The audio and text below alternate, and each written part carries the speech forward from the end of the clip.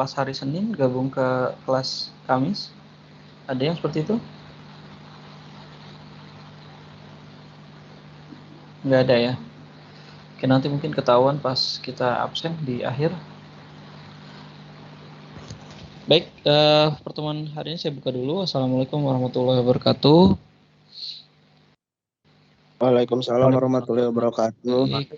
Ya, ya. Oke, selamat siang ya semua. Terima kasih atas kehadirannya untuk kuliah perdana ya, mata kuliah antarmuka dan visualisasi.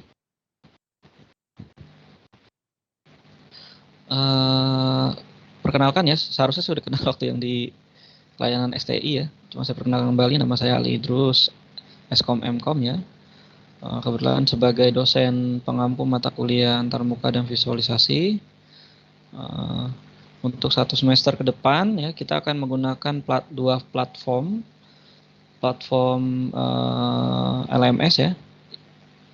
Kita menggunakan MS Teams untuk conference-nya seperti ini.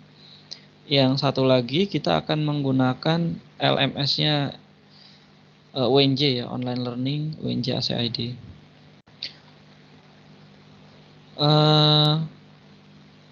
Nanti ya ke depannya saya akan mengusahakan untuk setiap pertemuan itu menggunakan tatap maya. Jadi memang saya pakai tatap, tapi nggak full 3 SKS gitu ya. Tatap maya mungkin saya pakai 1 jam aja. 1 jam SKS saja yang saya gunakan. Jadi sisanya kalian bisa akses melalui LMS yang terdapat di online learning. Jadi nanti minggu depan kayak gini lagi. Jadi kita conference lagi. Nah, ini saya lakukan seperti ini karena memang sangat tidak efektif ya kalau saya langsung mengadakan perkuliahan secara asinkronus ya. Karena feel ngajarnya nggak dapat. Kalau cuman kita posting materi, kalian belajar sendiri, itu interaksinya kurang. Nah, dengan begitu semoga interaksi kita lebih baik gitu ya. Oke, saya izin share screen dulu. Nah, untuk di online learning ya, kalian bisa mengakses course antarmuka dan visualisasi ya di mata kuliah sistem informasi. Nah, di situ ada course yang AM visual ya. Nanti untuk join itu kan ada ininya ya, ada enroll key-nya. Enroll key-nya saya cek dulu bentar ya. Enroll key-nya itu adalah, saya lupa lagi.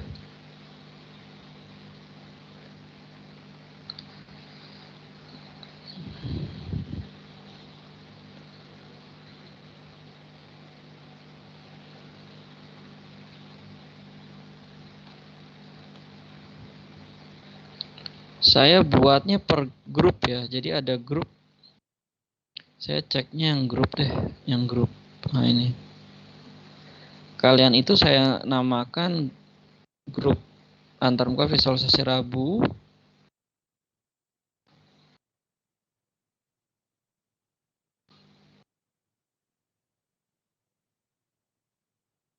Nah, passwordnya ini, visual B116.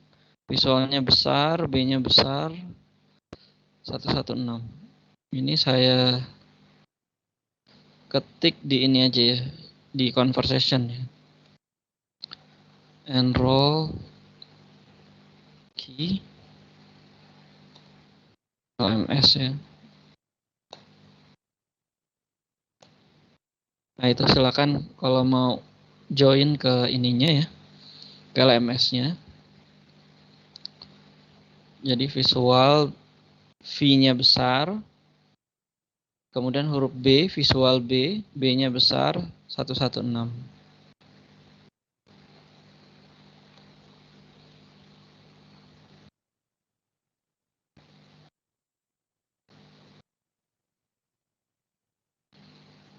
Nah, ini sudah ada yang bergabung ya, Peter Chen, Gilbert, Haikal.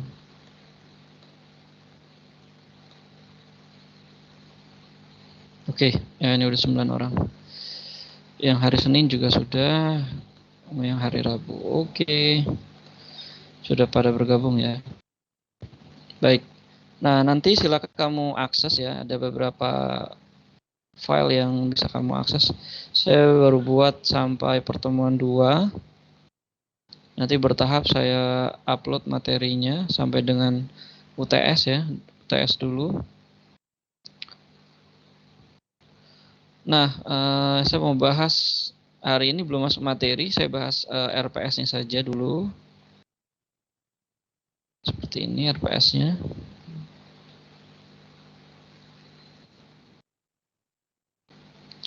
Baik, jadi untuk mata kuliah antarmuka dan visualisasi ini sebanyak 3 SKS ya.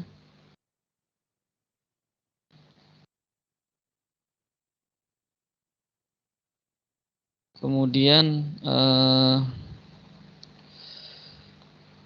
nah, bahan kajian dari mata kuliah ini itu diambil dari kurikulum ACM ya.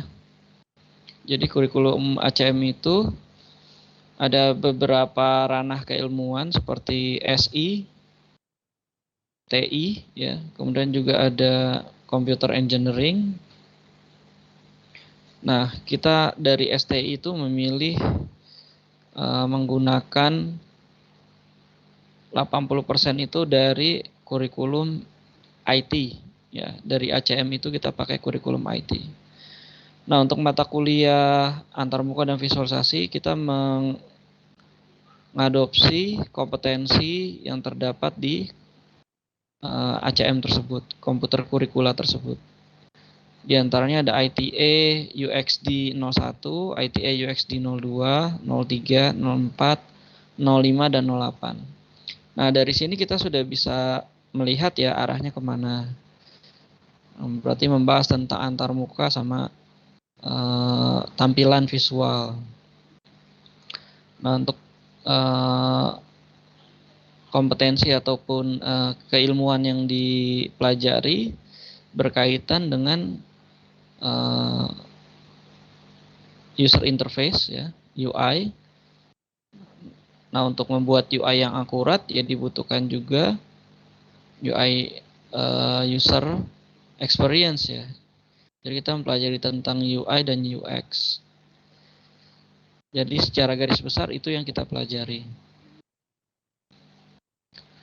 Nah, beberapa kompetensi umum, keterampilan ini saya cantumkan di sini. Kalian mungkin bisa baca nanti ya sendiri. Nah, adapun beberapa capaian pembelajaran yang diharapkan ya, ini diturunkan dari materi.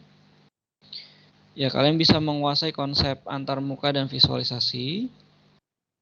Ya, berkaitan dengan sebenarnya mata kuliah berkaitan sama IMK ya, interaksi manusia dan komputer.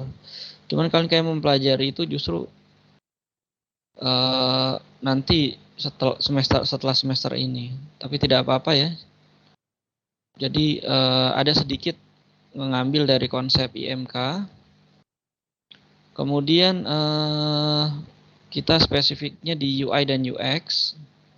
Nah, UI dan UX ini nanti ke depannya setelah UTS, kita sistemnya project setelah UTS. Jadi untuk penilaian UAS-nya itu kita nanti buat rancangan prototype, boleh berupa aplikasi mobile ataupun website. Jadi ada 2 lingkup ya, yaitu kita buat prototype ya, front end-nya aja ya, prototype atau tampilan antara mukanya saja, untuk website dan aplikasi mobile. Nah, nanti toolsnya saya jelaskan setelah UTS. Ada bisa menggunakan Adobe XD, kemudian ada juga Figma, ya, dan mungkin beberapa software desain yang digunakan. Untuk sekarang mungkin lebih banyak ke konsep dan teori ya terkait dengan UI UX ini. Karena di UX pun itu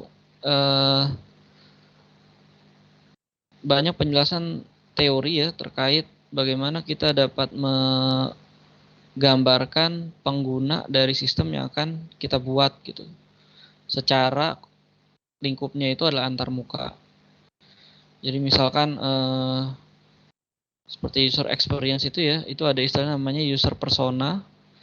Jadi pengguna sistem itu kita gambarkan secara deskriptif.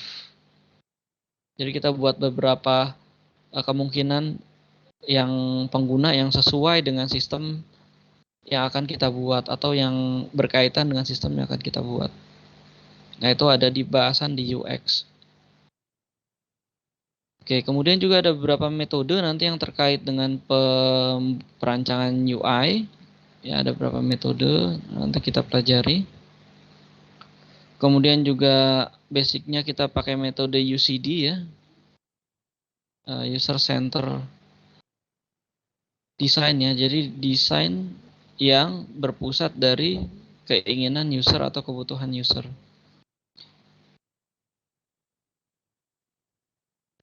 Oke, kemudian juga kita ngebahas tentang beberapa konsep ya terkait dengan apa saja yang perlu kita ketahui ketika ingin membuat sebuah antarmuka di aplikasi, baik itu aplikasi mobile ataupun tampilan sebuah website. Lalu mampu membangun antarmuka aplikasi. Nah, ini yang nanti setelah UTS kita fokus di capaian pembelajaran yang nomor 5. Nah, ini nanti dibuatnya secara berkelompok ya, dipresentasikan. Nah, ini materinya. Nah, kemudian strategi. Jadi konsep pembelajarannya itu student learning center ya sebenarnya. Ya, jadi pembelajaran yang berpusat pada siswa. Jadi kalian tuh harus aktif ya untuk mencari resource kah ataukah secara teknikal gitu ya. Jadi saya itu menyediakan kalian tuh referensi mungkin ya, referensi, kemudian contoh dan pandangan gitu ya.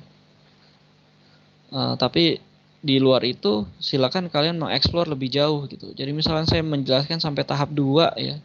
Tahap 3, 4, 5 silakan kamu cari tahu. Sekarang udah open resource ya. Jadi kalian bisa mencontoh dari berbagai macam media lah. Jadi udah seharusnya bukan hal yang sulit. Saya nggak ngerti nanti ini kan 21 ya. 2 itu adalah T1 adalah praktikum. Tapi praktikum hanya 1 SKS, mungkin secara ini aja ya, secara online saja. Dan software yang kita gunakan ya bisa kalian akses di masing-masing laptop sendiri kok. Jadi nggak harus mungkin kita ke lab, kayaknya nggak terlalu urgent ya. Oke, ini metode pengajarannya ceramah, tanya jawab, penugasan, sama case based learning. Jadi nanti saya akan mengajukan beberapa kasus, kalian mencoba menganalisa dan mencari solusinya. Pembelajarannya berjalan secara sinkronus ya. Kita tadi melalui sinkronusnya melalui Microsoft Teams ya. Asinkronusnya itu melalui LMS UNJ. Nah, untuk LMS UNJ saya waktu di layanan STI itu agak sebenarnya agak keganggu ya. Jadi kalau seandainya diskusi saya kasih deadline 1 minggu, tiba-tiba ada yang WA, Pak, ya, minta tolong Pak diperpanjang, minta tolong diperpanjang. Akhirnya saya sibuk ngurusin kayak gitu loh. Saya akhirnya ubah range waktunya diubah. Nah, sepertinya saya tidak akan membuat range waktu ya untuk diskusi. Kalian silakan kerjakan itu di waktu kapan saja gitu ya. Yang penting terpenuhi diskusinya itu kalian kerjakan. Tapi saya tidak menentukan deadline-nya kapan gitu. Silakan kalian isi ataupun kalian jawab karena diskusi ini nanti akan saya jadikan pertimbangan apabila kalian ada nilai yang kurang gitu. Kemudian sinkronus ini nanti saya wajib ngadain lah ya, untuk mengantisipasi seperti semester lalu kita kurang chemistry lah, kurang kenal satu sama lain ya. Jadi setiap pertemuan saya sinkronus melalui Microsoft Teams. Mungkin penugasan dan lain sebagainya itu tetap melalui LMS. Oke. Nah, untuk ujian ini ya, saya mungkin komposisi nilai ya. Kuis perlu nggak ya? Kayaknya kuis nggak perlu ya, ini agak berubah, nanti ini saya ubah. Jadi saya hanya ada 3 komponen nilai. Komponen tugas, UTS, dan UAS. Tapi kehadiran itu jadi pertimbangan juga. Kehadiran dan diskusi itu jadi pertimbangan juga, walaupun nggak masuk ke 3 ini, ya 3 poin ini. Jadi kalau kamu ada misalkan kurang ya, nilai untuk lulus itu kan nilainya C ya. Jadi kemana ada yang nanya, Pak, kalau kita mengulang atau tidak itu nilai minimumnya berapa? Nilainya C. Jadi C ini masih dinyatakan lulus, range-nya dari 56 sampai 60 ini masih dinyatakan lulus. Jadi tidak wajib mengulang. Kecuali kamu dapat C min, D, dan E ini wajib mengulang. Jadi poin tugas itu ada 30 poin. UTS-nya sama 30 poin. Karena UTS-nya itu masih teori. Tapi pribadi ya, maksudnya sendiri-sendiri. Tugas 30, UTS 30, dan UAS-nya itu baru 40 poin. Itu kelompok. Tapi sistemnya project, jadi ada presentasi. Ya, jadi untuk tugas itu 30 poin. Kemudian UTS 30 poin. UAS 40 poin. Ya, jadi ini nanti saya ubah ya, ini yang masih yang lama. Kemudian sisanya adalah rincian kegiatannya. Jadi nanti ada kalian pelajari materi ya secara yang di pertemuan awal-awal sebelum UTS. Ada praktek sedikit ya, kita menggunakan Figma atau Adobe UCD untuk membuat. Jadi nanti ada 3 rancangan awal ya. Kita buat wireframe ya. Kemudian juga buat mockup. Terakhir kita bikin prototype. Nah, terakhirnya ini atau output akhirnya ini nanti akan saya daftarkan ke HKI. Nanti akan saya daftarkan ke HKI. Jadi nanti selesai perkuliahan, selain kita dapat nilai, ya dapat keterampilan juga. Kita udah coba software untuk membuat desain prototype ya. Kita juga dapat HKI ya, hak kekayaan intelektual. Kita daftarin tuh HKI kalian. Berarti nanti projectnya itu case-nya beda-beda.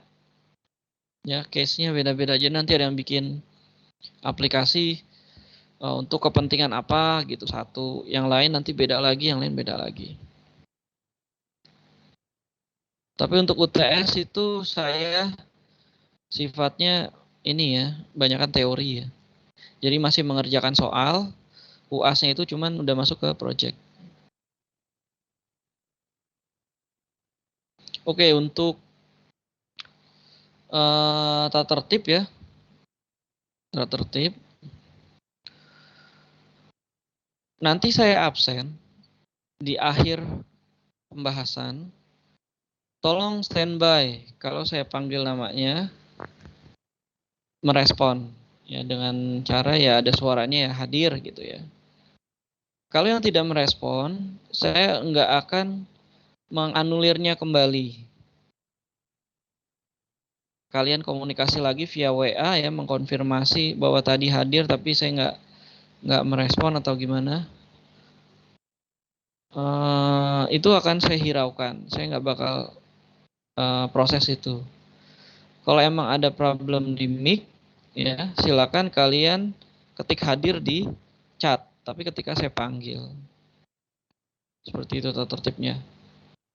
Oke, karena ini virtual ya, jadi nggak ada keterlambatan. Silakan bergabung selama perkuliahan secara tatap mayanya itu masih berlangsung. Oke, sampai di sini untuk RPS dan tata tertib ada yang ingin ditanyakan?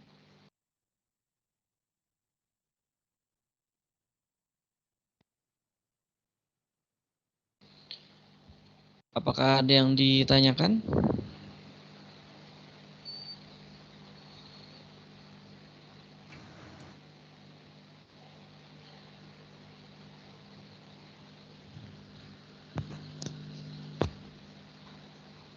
Tidak ada? Di PT IKA itu ada, tapi kita udah bakalan punya BEM Prodi sendiri. Sekedar informasi nggak join lagi sama PT IKA.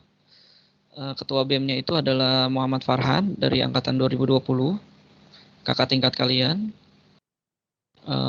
Mungkin nanti Farhan itu mendesain untuk kegiatan kemahasiswaan ataupun kegiatan berkaitan dengan training dan lain sebagainya ya, pelatihan dan sebagainya.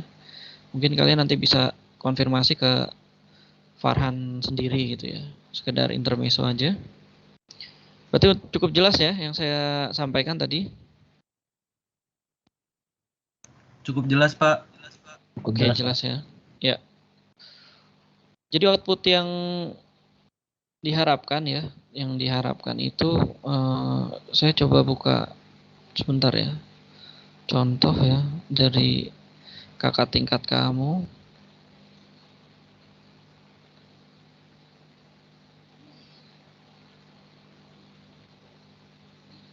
Saya belum share sebentar.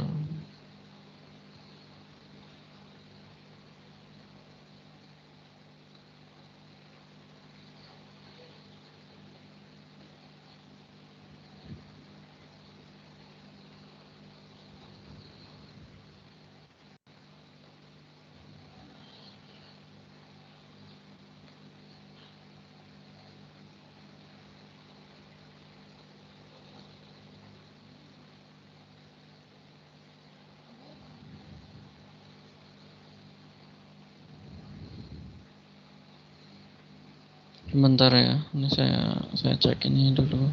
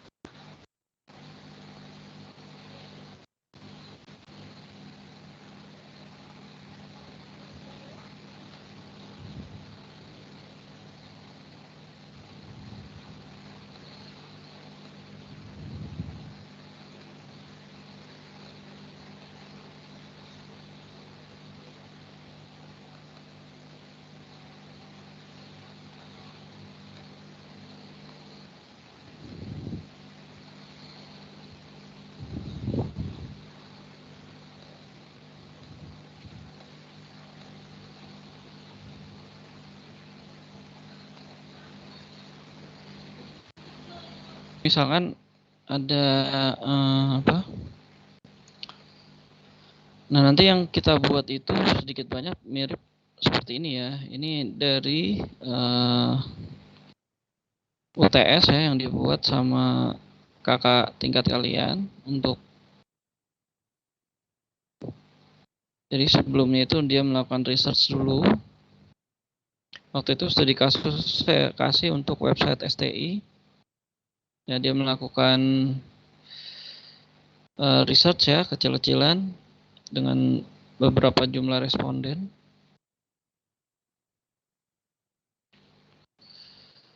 Jadi untuk membuat nanti rancangan UI-nya diperlukan data-data pendukung ya di awal. Cuman ada tampilan yang nggak tampil. Kemudian dia membuat user persona seperti ini.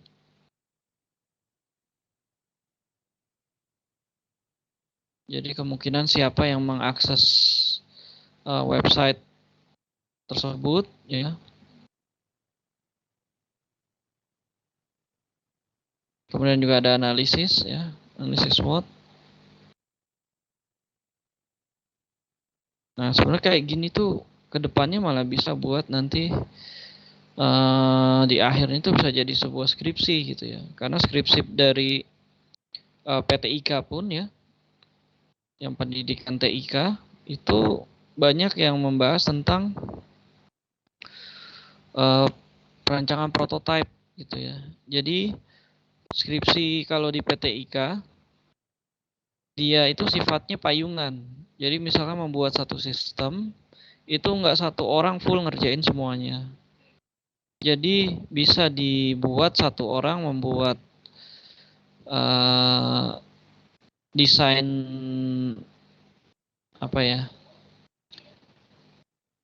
secara UI-nya ya, secara UI-nya desain. Bisa juga user experience yang dirasakan oleh pengguna ya dari sistemnya tersebut. Lalu juga dari sisi front end-nya dia buat tampilan antarmuka yang sudah menyertakan script dari program itu sendiri. Jadi kalau dia berkaitan sama web, berarti ya sudah menggunakan script seperti CSS ya, JavaScript misalkan, ataupun menggunakan framework seperti itu. Kalau dia pakai Android, misalkan dia bisa pakai Flutter ya,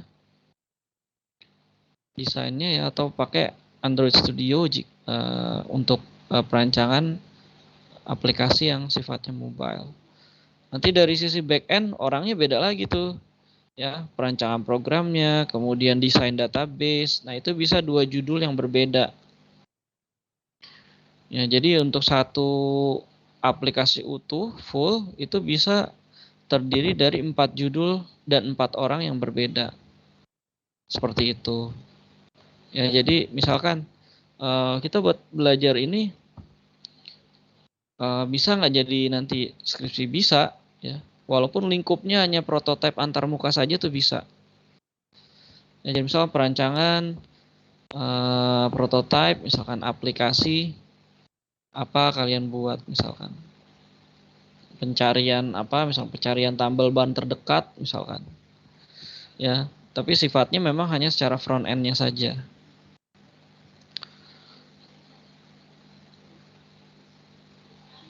Ya, jadi ini contohnya. Nanti endingnya ya berupa desain dari antarmuka itu sendiri. Nah, ini contoh aja lah. Ini nggak terlalu bagus sih, jadi jangan diikutin.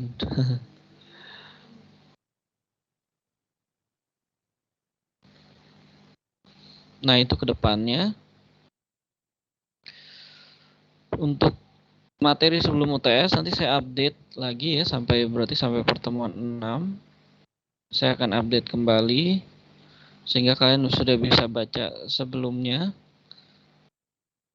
Jadi tanpa saya jelaskan sebenarnya kalian udah ada pemahaman terlebih dahulu. Lalu untuk buku ya, saya nggak ada buku acuan.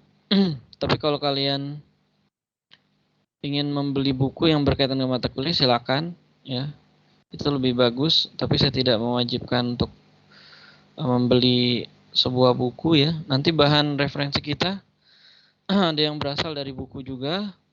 Kemudian ada juga dari jurnal ilmiah yang sudah publish. Sekarang nanti kita bedah sebenarnya untuk membuat sebuah prototype aplikasi atau website itu ya desain front end-nya itu metodenya seperti apa gitu ya. Jadi metode itu akan jadi sangat penting ya kalau kita lingkupnya itu adalah tulisan ilmiah gitu. Kalau seandainya produk jadi, ya kalian bisa buat ya selesai masalah gitu. Ada produk hasilnya. Tapi kalau di lingkup akademik dan ilmiah, untuk menyelesaikan sebuah masalah, diselesaikan dulu dengan secara teori. Kita cari teorinya dulu, pendukung untuk menyelesaikan masalah tersebut. Teorinya udah dapat, ya teorinya diuji kemudian diterapkan. Kemudian diuji kembali hasil penerapannya, apakah sudah bisa memenuhi kebutuhan dari atau mengatasi dari masalah yang dihadapi. Jadi seperti itu. Jadi kita perlu metode, itu adalah landasan teori yang kita gunakan untuk memecahkan sebuah masalah. Nanti bahan ininya ya di LMS itu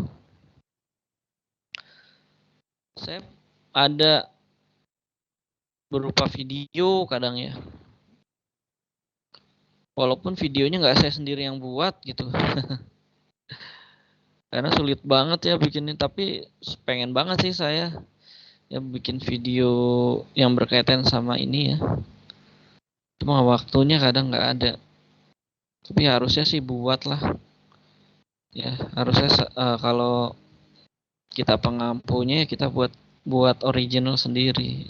Cuman saya belum sempet atau mampu untuk buat video yang buatan saya sendiri. Kita pakai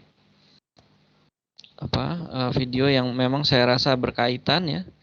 Kadang videonya berbahasa Inggris ya, kadang juga saya pilih yang berbahasa Indonesia. Oke ya. Diskusi tadi saya jelaskan, tolong dikerjakan gitu. Cuman memang nggak saya kasih deadline waktu pengerjaannya. Ya pokoknya kalian selesaikan sebelum ujian aja, sebelum UTS, sebelum UAS itu kalian kerjakan. Kuis ini kayaknya kosongan deh, belum saya update ya. Saya akan masuk materi di minggu depan, itu ngebahas pertemuan 1. Saat ini saya hanya menyampaikan RPS saja dan aturan kelas gitu ya. Nanti komunikasi saya, kalau memang sifatnya general, kalian komunikasikan saja lewat PJ kelasnya atau PJ mata kuliahnya siapa. Jadi biar beliau yang menyampaikan ke saya. Tapi kalau udah sifatnya personal, maksudnya gini, Pak kok nilai saya segini, harusnya segini, itu silakan langsung ke saya. Tapi kalau sifatnya kayak yang berkaitan dengan sifatnya umum lah gitu, kayak kamu mengkonfirmasi apa yang sudah saya sampaikan, dikonfirmasi lagi. Nah itu bisa melalui penanggung jawab kelas.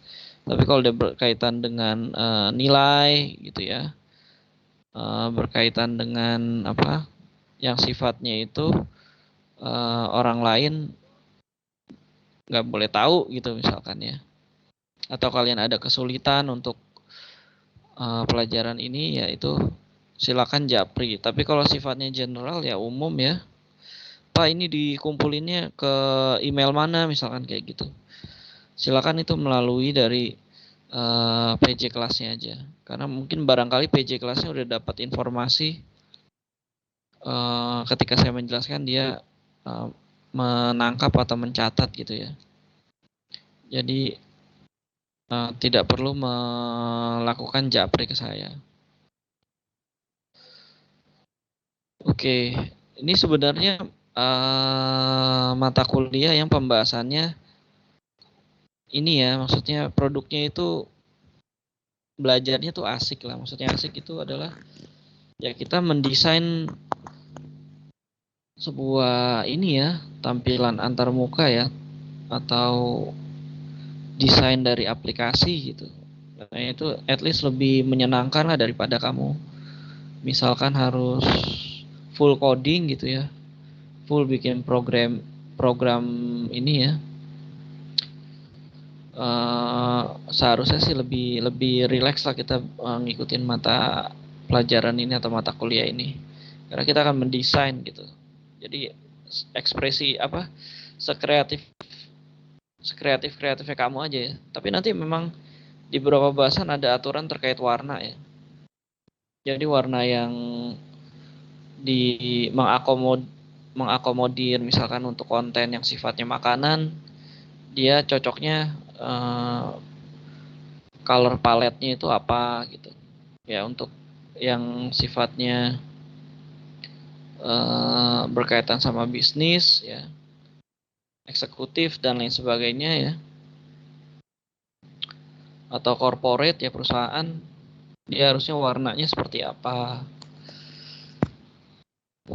Kemudian juga ya jadi kita belajar itu juga sih ya, warna ya. Lalu layout display misalkan ya, display kalau di layar smartphone kita harus seperti apa, tampilannya nyamannya itu apakah secara wide atau resolusinya melebarkah, atau dia kita buatnya secara portrait gitu ya, ya landscape atau portrait seperti itu. Resolusinya, rasio layarnya berapa, 16:9 kah atau yang lain gitu ya. Nah, itu perlu kita pelajari karena nanti secara desain itu nyaman atau tidak gitu. Terus tadi penggunaan warna ya, warnanya jangan sampai warna teks sama warna background itu serupa gitu ya. Nanti nggak kelihatan kontrasnya, kita nggak dapet teks, nggak bisa baca teksnya, nggak dapat apa yang diinformasikan gitu ya. Jadi nanti kita juga belajar itu. Kemudian apa lagi ya? Oke, sampai sini ada yang mau ditanyakan? Tentang lingkup bahasan kita ya. Jadi lingkup bahasan kita mau coba buat desain aplikasi berbasis website dan mobile ya. Toolsnya nanti saya sebut misalkan 2 gitu ya, tapi kalian mengerjakan di luar tools yang saya sebut itu silakan.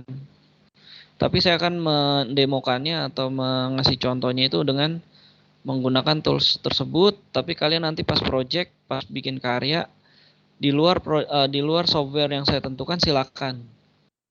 Ya, saya akan menilainya itu berdasarkan presentasi ya. Kemudian tadi aspek warna ya, aspek kelengkapan ya yang seharusnya dimunculkan dalam sebuah tema aplikasi tertentu, itu kamu komponen tersebut lengkap, nah itu bagus ya. Kayak misalkan kamu buat ya desain pemesanan makanan gitu ya, muncul tuh foto makanan, harga makanannya ya dan lain sebagainya, tapi tidak ada apa ya, misalkan button untuk dia pesan atau order gitu. Jadi muncul tapi orang pas mau mesen, nah ini gimana cara mesennya gitu ya. Ternyata button ordernya dia nggak buat misalkan. Kayak gitu. Jadi kelengkapan konten dalam sebuah form itu saya nilai juga. Terus bagaimana dia memilih komponen dalam sebuah form. Kayak gini misalkan. Kayak kamu misalkan menentukan pilihan ya, jenis kelamin pria wanita. Kan ada beberapa komponen ya dalam sebuah form. Ada pakai checkbox, ya ada combo box ya. Ada list ya. Ada juga radio button ya.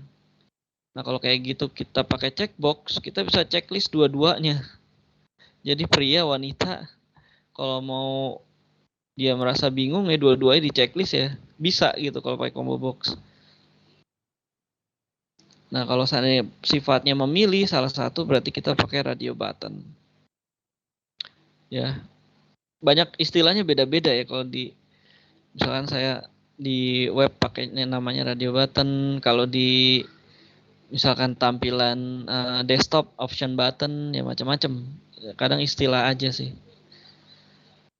Ya, jadi ada kalau seandainya itu sifatnya multiple option ya, maksudnya kamu harus memilih tapi lebih dari satu pilihan. Kamu bisa pakai combo box.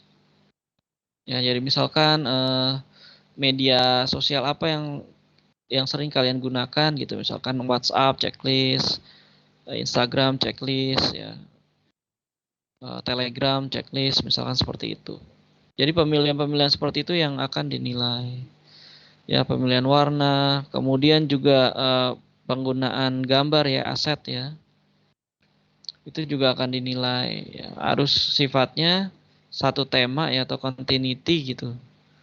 Jangan nanti misalkan kamu base-nya itu gambarnya vektor gitu ya. Tiba-tiba ada gambar ilustrasinya itu harusnya ilustrasi sifatnya, gambar vektor juga. Kamu tampilin foto ya. Memang bisa aja sih di-combine ya, tapi kadang tuh nggak cocok gitu. Ya agak aneh ya. Misalkan ada kayak Gojek gitu ya, kan desainnya memang seperti itu, tapi ya fotonya foto asli kan kayak gitu ya nggak masalah. Asal nanti dibikin sesuai aja. Tapi kalau kamu misalkan udah buat itu sifatnya banyak ilustrasi-ilustrasi lalu ada satu foto besar gitu ya, nggak di backgroundnya itu masih berbeda dengan background yang di aplikasi ya, belum disesuaikan. Nah, itu kan agak di mata itu kurang enak. Nah, intinya kita banyak mempelajari tentang visual ya, visual dari aplikasi baik itu website ataupun mobile. Nah, ini kalau desain-desain kayak gini ya kadang posisi anak mahasiswi itu lebih ini, tapi nggak juga sih, kadang yang cowok juga lebih kreatif ya terkait desain seperti ini. Baik, sampai sini ada pertanyaan kah?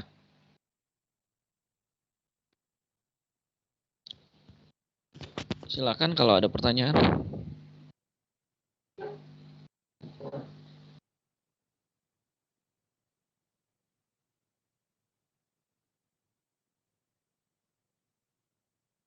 Oke, kalau memang tidak ada ya. Kalau memang tidak ada, ini saya jadwalkan memang hanya 1 jam. Saya akan melakukan absen aja ya untuk pertemuan hari ini. Saya panggil, nanti tolong merespon ya. Baik, Marsha Raihana Fauzi, apakah hadir?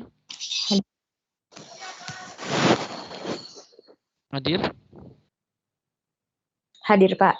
Oke, hadir ya, masih. Nanda Eka Suci. Hadir, Pak. Oke. Priscilia Setiawan. Hadir, Pak. Arya Gagasan. Hadir, Pak. Marsyanda Razita Zahrani. Hadir, Pak. Audina Renata.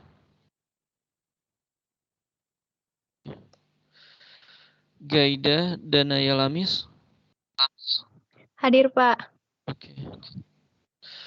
Muhammad Bintang. Muhammad Bintang Melandri. Hadir, Pak, hadir. Oke. Haikal Zaki Muktigani. Hadir, Pak. Muhammad Jabar Maulid Hidayat. Hadir, Pak. Nurul Andini. Hadir, Pak. Alia Regina Putri. Hadir, Pak. Oke. Umar Fahri Setiono. Hadir, Pak. Oke. Mas Dwi Syahputra. Hadir, Pak. Muhammad Alif Nur Afrizal. Hadir, Pak. Oke. Muhammad Anwar Dwiyanto. Hadir Pak, hadir. Ya, ini Muhammadnya pakai T ya. Iya, dari kakaknya Pak. Dari sananya ya. Iya. Peter Chen. Hadir Pak. Oke, Peter Chen atau Peter Chan? Boleh dua-duanya Pak. Boleh dulu ya. Oke. Sip. Aditya Taki Pratama. Aditya izin Pak. Izin ya. Oke, ini saya tandakan izin. Mars Adeva. Hadir, Pak. Oke. Aryananda LD Susatyo. Hadir, Pak. Oke. Alamsyah Dwi Putra. Hadir, Pak. Bima Ardianto. Hadir Pak. Ya. Oke, total ada 22 orang. Ini di luar yang saya panggil tadi. Ini dari mana nih? Tadi ada jumlah orangnya lebih loh. Ada beberapa yang belum isi KRS, Pak. Oh gitu. Iya, Pak. Siapa aja itu? Saya salah satunya, Pak. Nia, saya catat dulu deh. Gilbert. Kenapa belum isi kemarin?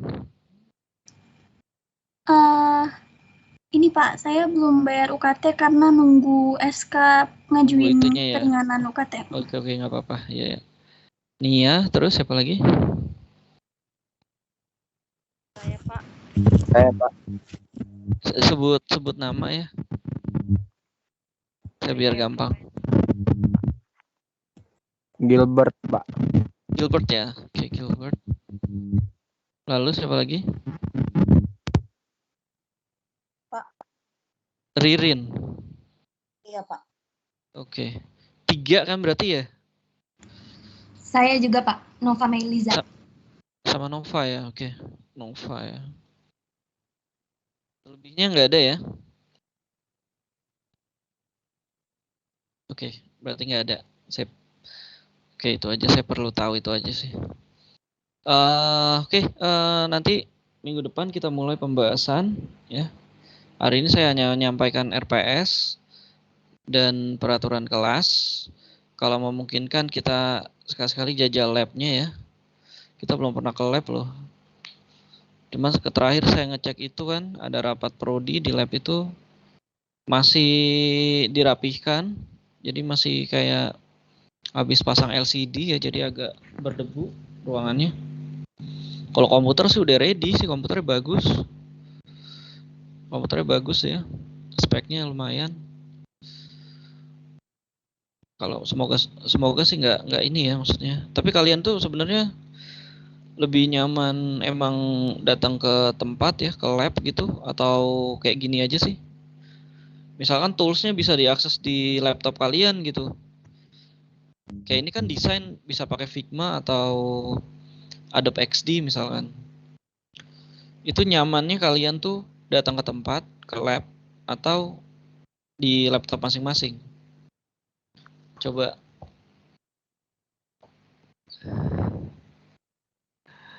Siapa yang mau berpendapat?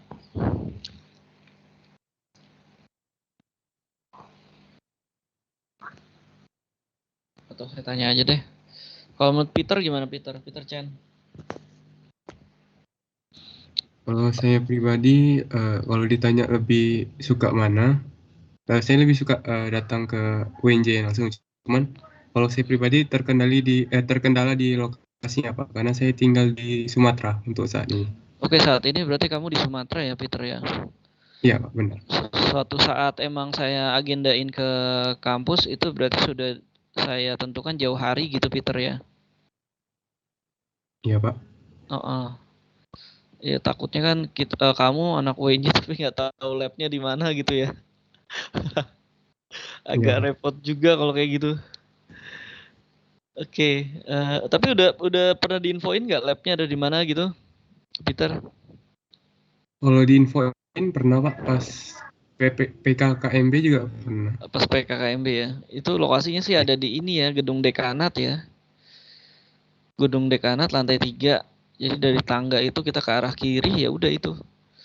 Ruangannya nggak terlalu besar, jadi kapasitasnya hanya untuk 20 orang. Jadi kayak ini 20, kalau nanti nambah 27, ya dibagi 2 sesi paling. Itu aja sih. Sebenarnya pengen sih saya ke lab itu, cuman kadang dari siswanya juga ada yang lebih banyak yang prefer ke online aja. Oke, satu lagi deh pendapat. Saya coba tanya, makasih Peter ya. Siap Pak. Oke, kalau menurut siapa ya? Oh ya, ini Marsha biasa chat sama saya nih kalau layanan STI. Kalau menurut Marsha gimana? Kamu lebih prefernya datang ke lab atau ke tempat atau online aja? Saya ya Pak, maaf tadi nge-lag. Iya Mm-mm. benar.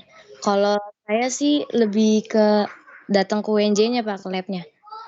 Mm-mm. Karena kadang kalau di rumah tuh ada yang nggak saya tahu jadi nggak bisa nanya Pak. Oh ya gitu ya. Iya benar sih. Ya, Oke, ya itu kendalanya itu ya, berarti susah untuk bertanya ya. iya Pak. Tapi gini deh, kalian coba tes software yang saya gunakan ya, ada namanya Figma sama Adobe XD. Figma aja dulu deh, Figma. Kalian coba gunakan itu, jajal-jajal aja, itu running nggak di komputer kalian masing-masing gitu. Ya, nanti kalian cari ininya ya, aplikasinya Figma itu. Yang namanya Figma, silahkan kalian jajal. Kalau memang nanti ada problem di laptop kalian ya kayaknya mungkin kita akan datang ke lab gitu ya. Tapi nanti kalau emang bener-bener nggak bisa datang ya kayak Peter Chan gitu, ya kita berarti double ya, ada streaming meeting gitu, ada yang bisa join lewat Zoom sama yang hadir di tempat. Mungkin solusinya kayak gitu. Oke, baik. Itu saja ya yang saya sampaikan untuk pertemuan hari ini. Terima kasih sudah hadir secara virtual, hadir semua. Semangatnya bagus banget ya. Semoga terus berkelanjutan sampai akhir, sampai lulus ya. Kalau semester 1, semester 2, semester 3 itu masih rajin, nanti 4, 5, 6 itu udah ada yang kemana tuh udah masing-masing ya. Kadang udah dia mencari pekerjaan kah, atau coba-coba untuk magang dan lain sebagainya. Ada yang udah sibuk di organisasi dan lain sebagainya. Oke baik, terima kasih ya. Itu saja. Saya akan tutup pertemuan hari ini. Assalamualaikum warahmatullahi wabarakatuh. Selamat sore. Waalaikumsalam warahmatullahi wabarakatuh. Sore Pak. Terima kasih ya Pak. Yuk, sama-sama. Saya izin live. Baik Pak. Makasih.